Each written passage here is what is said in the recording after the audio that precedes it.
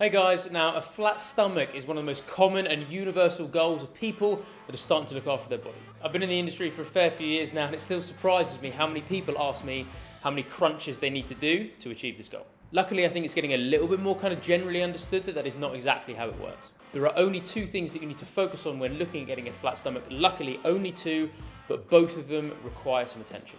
The first one, now extremely commonly understood, is body fat percentage. Sounds a bit brutal, but if you're a woman with a body fat percentage of anywhere between 35 and 40, you can do all the crunches you want, love. Ain't nothing gonna change. And same for a young guy too that might be carrying a little bit too much belly fat around the middle, someone who's indulged a little bit too much over lockdown with a few too many takeaways and a few too many beers. There are, however, a plethora of different videos on YouTube offering kind of comprehensive detail on specifically this topic, on specifically how to decrease your body fat percentage. So luckily for you guys, I'm not going to go into that now. Spoiler alert, run at a calorie deficit. It ain't complicated. I know it can feel like hard work, but luckily it's pretty simple. But the second thing that needs consideration when looking to get a flat stomach is something that I see so few people in the fitness industry paying any level of flippant attention to. In short, there's a way to have your stomach appear a lot flatter, to become a lot flatter without having to lose any body fat at all.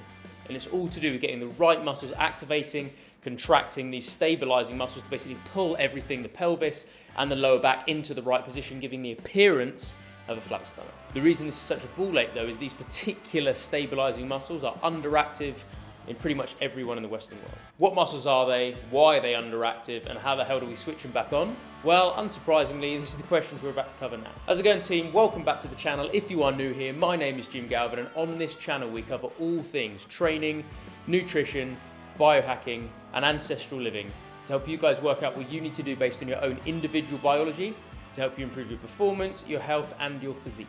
And today I want to talk about the key to getting a flatter stomach that for some reason so few people in the industry either seem to be talking about or even may even know about. I'm going to try to keep this whole video as fluff-free and kind of applicable as possible, so we're going to jump straight into answering those questions now.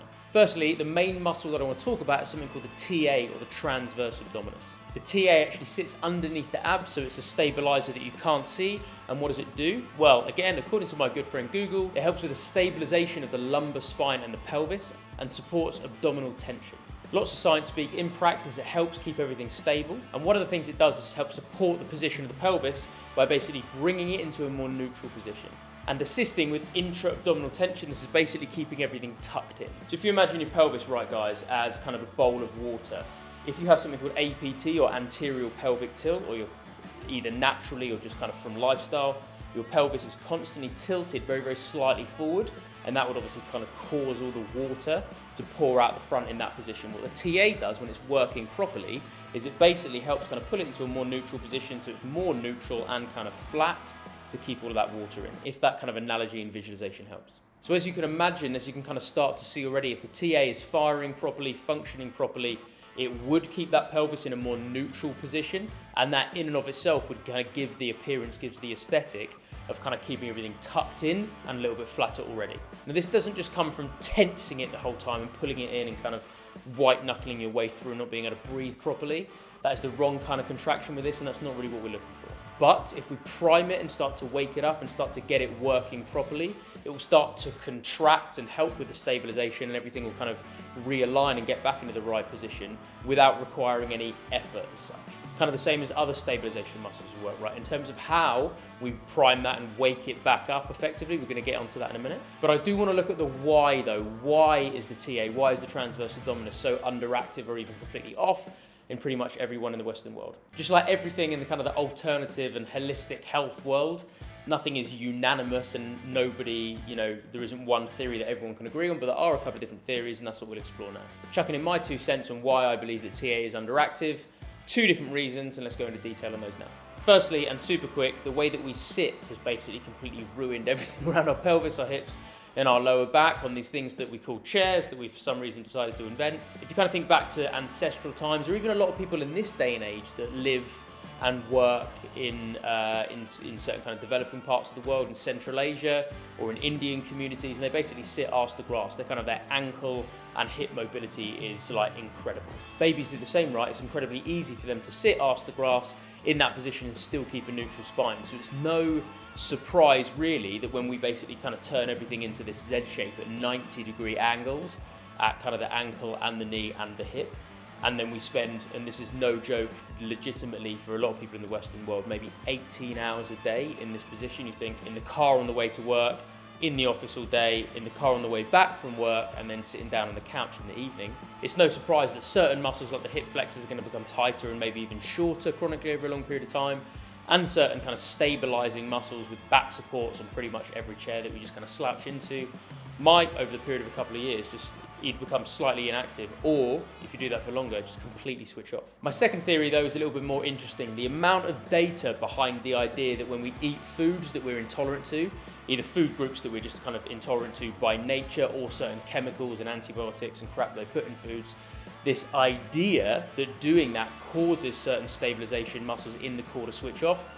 There's more and more data to suggest this, and it's pretty flipping compelling. This could be gluten, as it is for a lot of people, especially Caucasian people, or dairy, as it is for kind of other ancestral groups, or it could be something a little bit more innocuous, like certain fruits and vegetables that we consider healthy, but for us, our body might flip and hate it, and it might be causing everything to switch off. It might not even be one of the main kind of ingredients, it might be one of the seasonings that you put on food, or even certain preservatives that are in flipping everything. The scary and annoying thing is that we might not actually be getting any symptoms. We might not feel ill, we might not feel super bloated, we might not feel super tired, we might not be throwing up. So unfortunately, it's almost like it's doing harm without any signal. This whole thing is what's called visceral somatic reflex, which is this idea that if you do eat something wherever it is in your digestive system, the kind of the type 1 muscles, so not like the phasic things like super explosive muscles like your quads or your hamstrings or anything like that, but the stabilization muscles around this area basically switch off. And again, the annoying and terrifying thing is there might be no other symptoms to that, so we might not know this. And as I constantly gob off about, doing a food intolerance test is probably something that most of you should do.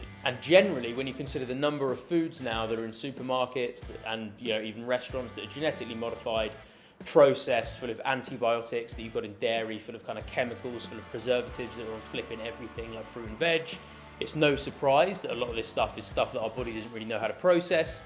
We might develop an intolerance to over time, or it might just kind of shut down around. So the amount of stuff that we're flipping putting in our mouth might be causing us a lot more damage than we're aware of. Probably not serving our health very well overall, and definitely not serving our gut. Okay, so far we've covered what needs to work to give us the appearance of a flatter stomach. That is the TA, the transverse abdominis, that stabilization muscle that basically sits underneath your rectus abdominis, which is our abs. We've had a brief look at why it's so underactive in so many people, sitting and crap food basically being the two headlines there. So now, what you have all come here for, let's look at the how in regards to how to actually flip and fix this thing. Firstly, and this is only going to be 8 seconds, get a flipping food intolerance test done. It is the best thing you can ever do for your health. But secondly, we can kind of rehabilitate the TA, we can get it firing and activating again without, again, like tensing it and kind of feeling as though it's worked. There are different exercises and different movements that we could do to just wake this thing up. I'll say again at this stage, this is not a super powerful phasic muscle. This is a stabilizer, so doing brutal ab and core sessions is not going to fix it, and it's not what you're looking for here. Probably loads of different variations of how to rehabilitate your TA. I don't know that many of them, and the reason for that is there's one specific one that I do fairly regularly, and that just kind of keeps everything ticking over for me, and I've never really, to be honest, kind of felt the need to deviate from it. But that one golden nugget I'll share with you guys now. What is going on, beautiful people? Now onto the transverse abdominis, onto the TA drill. So as you see here, what I'm doing is I'm lying down on my back, super nice and easy start. You can also see in the setup position here, guys, that if my lower back was in contact with the ground and my knees were then effectively straight up and my thighs were straight up, say that's 90 degrees. I don't want it at exactly 90 degrees. I want to push it away just a little bit, open up that angle at the hips a little bit more, so it's around about 100 degrees instead of 90. And it is from this position here that I push the lower back into the ground.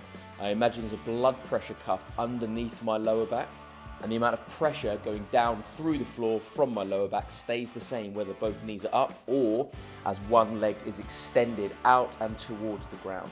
Obviously this is a hell of a lot harder than having both knees up, but that is the purpose. So imagine the needle on a blood pressure cuff, the amount of pressure that you're pushing from your lower back into the ground, the amount of tension that you've got there, it stays the same throughout this movement, whether or not both knees are again in that slightly pushed away 100-degree position, or whether one leg is extended down and forward, and then as it comes back in and returns, the needle on the blood pressure cuff would in theory stay exactly the same. That's the goal. It's not just to kind of garth it on and push your lower back into the ground as much as possible. It is to find a comfortable amount of tension that you can then maintain through the course of this movement.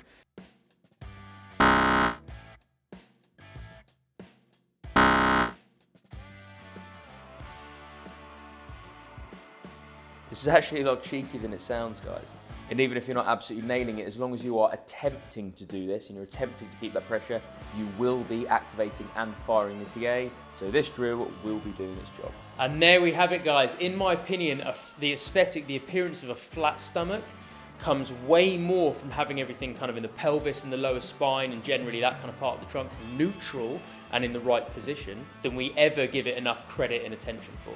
And this comes from ensuring that those stabilizers are all in good working order and that we are avoiding the foods that are just causing everything to switch off. It is literally, again, for me, being gluten intolerant, before I was aware that I was gluten intolerant, every time I had foods with wheat or gluten in, it's literally like a flipping kill switch, and the pelvis, boom, just tilt that TA, just turns off, everything switches forward, and then I'm in an absolute shit state for the next couple of days. And this particular TA drill, if done regularly, kind of luckily, doesn't really fatigue too much, so you can do it kind of once or twice a day for a couple of minutes at a time.